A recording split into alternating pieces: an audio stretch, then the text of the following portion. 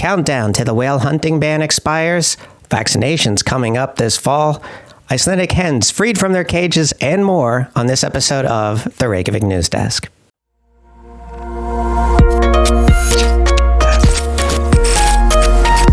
So as I've been reporting, there has been a bit of a furor, if you will, a tension between the different parties in the ruling coalition.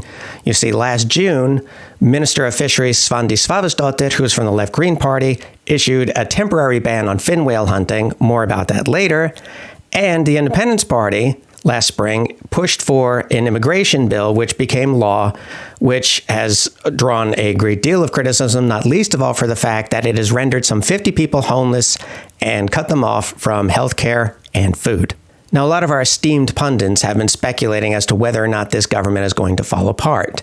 And the Independence Party in particular has been very critical of the left Greens as of late.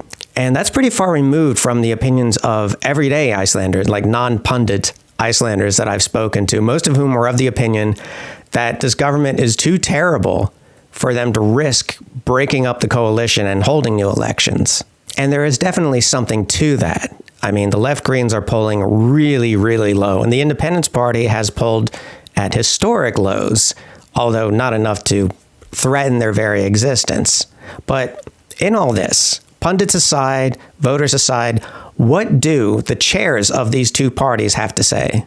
Well, both the Left Greens and the Independence Party held their party conventions over the weekend, and they were both expressing the sentiment that no, there's no danger of us splitting up. I mean, it's natural that parties in a ruling coalition are going to have disagreements. It's just, you just work it out. We're totally fine. We're sticking together. However, Bjarni Benediktsson said that sometimes circumstances arise wherein the party is put in a position where they would have to compromise on their fundamental principles. And if put in that position, then they would have to reevaluate things. And when he was directly asked, hey, the temporary ban on fin whale hunting is ending on September 1st. If the Minister of Fisheries renews or extends that ban, rather, would that be one of those special circumstances? And he didn't give a straight answer.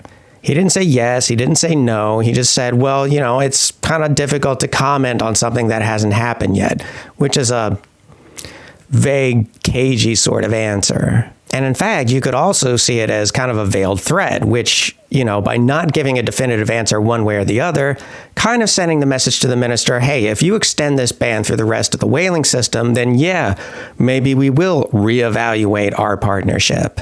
For her part, Prime Minister Katrín Jakobsdóttir, who is also the chair of the Left Greens, had a completely different tone. She was much more direct, essentially saying, hey, yeah, no problem here. No bad feelings at all between any of us. We're doing great. This is a great government, a great relationship. It's great. And of course she would say that. I mean, if new elections are held, the Left Greens are not expected to do really well in the outcome of that.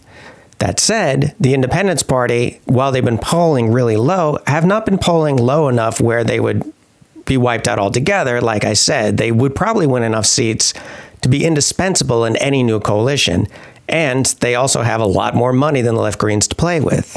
On the other hand, they've been saying this, we could break up this government, so don't try us. They've been saying this so many times that it's kind of lost all meaning. It kind of sounds like an empty threat at this point. But as I've said before, anything could happen in Icelandic politics. And things may become clearer this Friday when the fin whale hunting ban expires.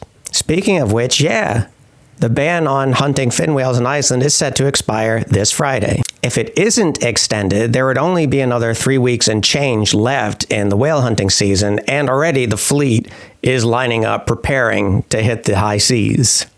Now, as I've reported, fin whale hunting is not a part of Iceland's cultural heritage. It is a 20th century hobby of a multimillionaire who does this not because it's profitable, because it isn't, it loses money, and he doesn't do this because there's a domestic market for fin whale meat, because there isn't. Rather, he does this because he can. He can afford to do so.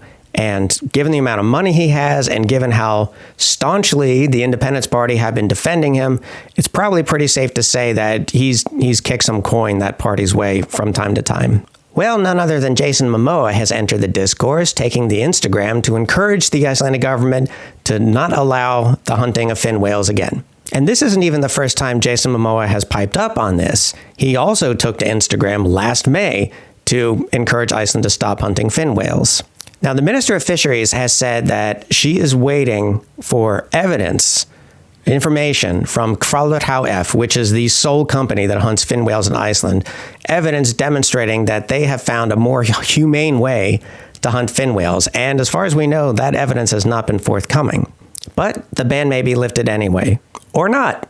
Or, either way, it could be that the minister just decides not to renew Hvalur's fin whaling license, which is set to expire at the end of this year. And for all the drama and shouting going on about this, I still get the feeling that if Iceland's government banned fin whaling completely, once and for all, by this time next year, we would look back on this and say, yeah, like, why didn't we do this sooner?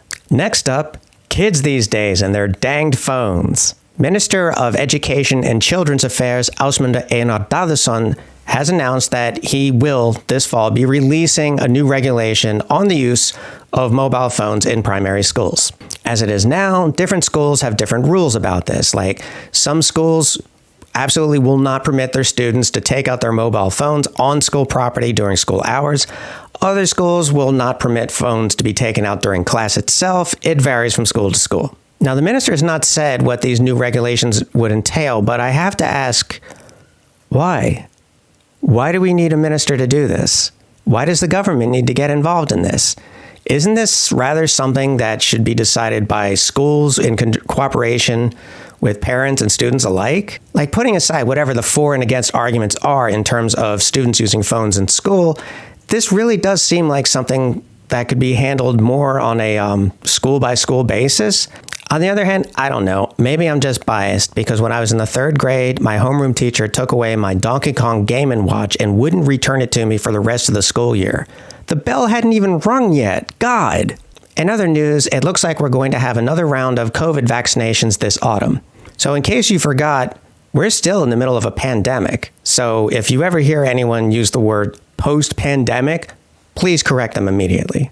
Well, this has also been the case in Iceland, where we have seen a rise in new coronavirus cases and a rise in hospital admissions, and therefore a rise in hospital staff contracting COVID. Now, the chief epidemiologist is not recommending any new restrictions yet, such as stay-at-home orders or what have you, or even masking up in grocery stores, but she does say that we should be aiming to begin vaccinating older people, especially those who are in vulnerable groups, such as those with lung conditions, this autumn. So we should probably prepare for that. And in the meantime, it's probably not a bad idea to wear a mask if you go into a crowded indoor area, such as a supermarket.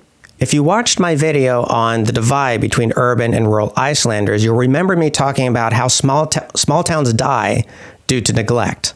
It's something I think about a lot, and it's something I was reminded of again as the people of Hveragerði, South Iceland, have been told that they will be losing their post office. Now, this has been in the works for some time now, but you may be asking why. Well, it's not because of population decline. In fact, the population of Hveragerði has been increasing over the years. But nonetheless, in recent years, Hveragerði has lost a bank, they only have one supermarket, and the reasoning has been, over and over again, that these people can simply drive to Selfoss, the next town over, for these services. But this is how towns die. When corporations and government institutions decide the people that live in this municipality can just go to the next municipality for these things, sooner or later, people see no reason to live there anymore.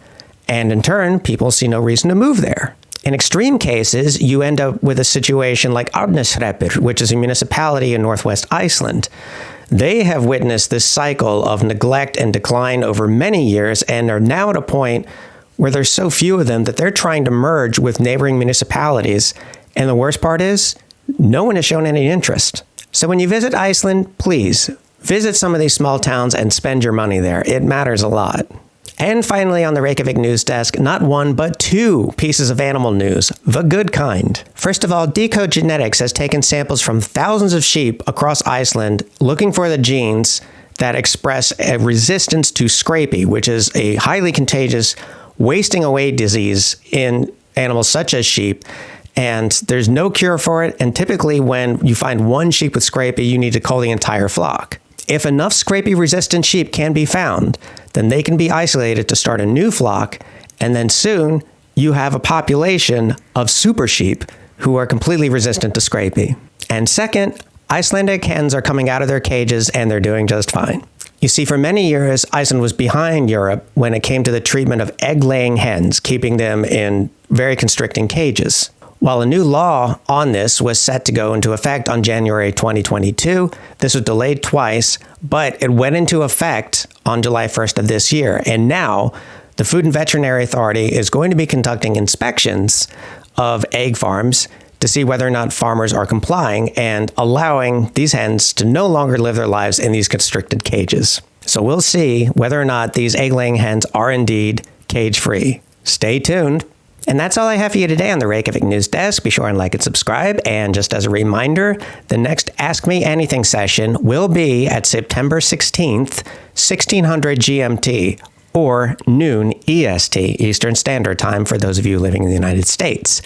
Now, the Ask Me Anything session is a chance for patrons and myself to get together on a video call, and a lot of questions are asked, sure, about Iceland, about Reykjavik, about the channel, about myself, but also it's a time for us to reconnect and have a laugh and have a really good time. It would be really, really great to see you there. So again, that's September 16th at 1600 GMT or noon EST. You can sign up through my Patreon now to be able to participate. Also, in case you missed it, the winner of the viewer poll, and this is a poll that my patrons take part in to decide what single topic they want to see me devote an entire video to. The winner was my time in Icelandic politics. In case you didn't know, I was a member of Iceland's parliament for a time, and I was involved in Icelandic politics sometime before and after then as well. It was a very educational experience, and I'm really looking forward to doing this video and sharing it all with you. Again, the AMA and the viewer polls and much more are things that you can get by signing up for my Patreon, which is linked in the description below. Which reminds me, I want to thank Corinne Vasquez, Marianne Ward, Christopher Hunter, Marianne Moores, Kimberly McDaniel, Iceman98, Octavia Hrund Jonsdottir, and Alan Vagame for being patrons on the $20 level, Ian Kingsley and Laura Johnson for being patrons on the $15 level, and Melissa Pfeffer, Christine Trowbridge, Hafstein Himmeljomi Regenoson, Stephen Ellis, and Vivi Carvalho Schaffner for being patrons on the $10 level. You folks rock. That's all for me at the Reykjavik News Desk. Be good to each other.